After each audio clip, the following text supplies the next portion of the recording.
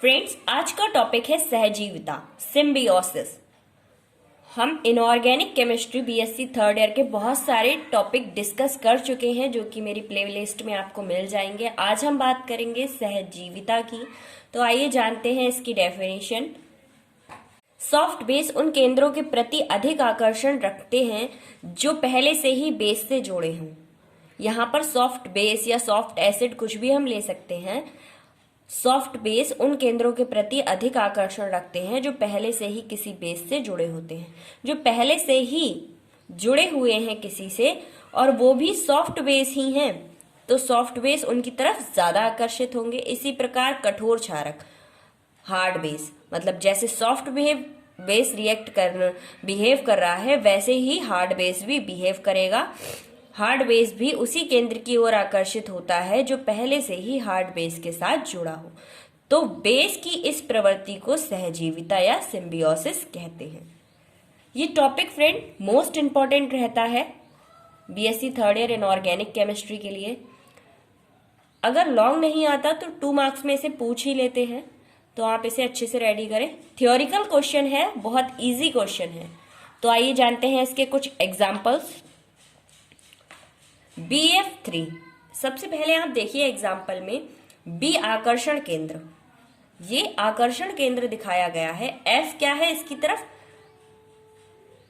F को ये आकर्षित, बेस किसकी तरफ आकर्षित होते हैं जो पहले से ही उस बेस से जुड़े हुए हों।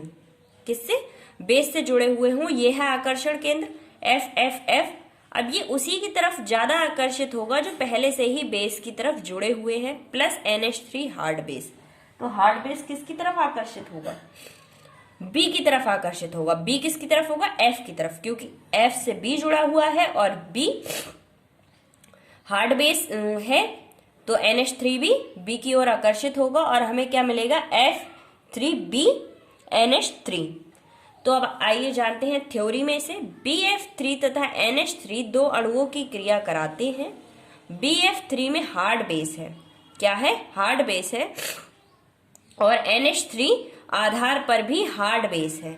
NH3 हार्ड बेस है, B भी हार्ड बेस है। अब सहजीविता के आधार पर, मतलब जो सहजीविता का प्रोसेस है उसके आधार पर हार्ड बेस आधार पर भी हार्ड बेस है। इस सहजीविता के आधार से इसको देखें तब भी हार्ड बेस ही दिख रहा है। अब सहजीविता के आधार पर हार्ड बेस है, अब सहजीविता के आधार पर हार्ड बेस केंद्र B के साथ बॉन्ड बनाना चाहेगा। केंद्र B के साथ ये बॉन्डिंग कर लेगा।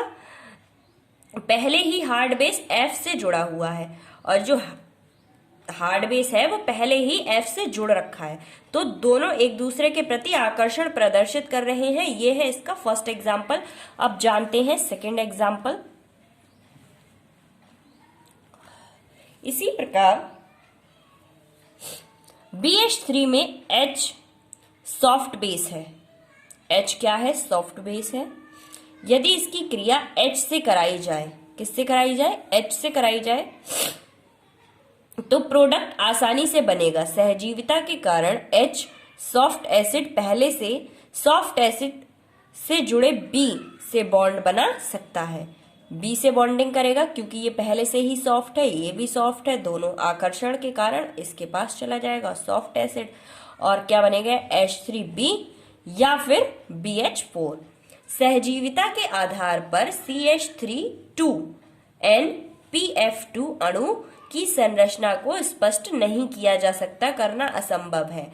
मतलब ये नहीं है कि सारे जो प्रोसेस हैं वो सहजीविता के आधार पर ही चल रहे हैं, ऐसा कोई नियम नहीं है। कुछ चीजें सहजीविता के आधार पर चलती हैं, कुछ नहीं चलती। जैसे यही देख लीजिए आप, CH3 2NPF2 अणु की संरचना हम सहजीविता के आधार पर नहीं बना सकते। तो आई होप ये टॉपिक आपको समझ आया होगा। Chemistry third year BSc third year के अगर नोट्स आपको चाहिए तो मेरी प्लेलिस्ट में जाकर आप देख सकते हैं। Thank you so much.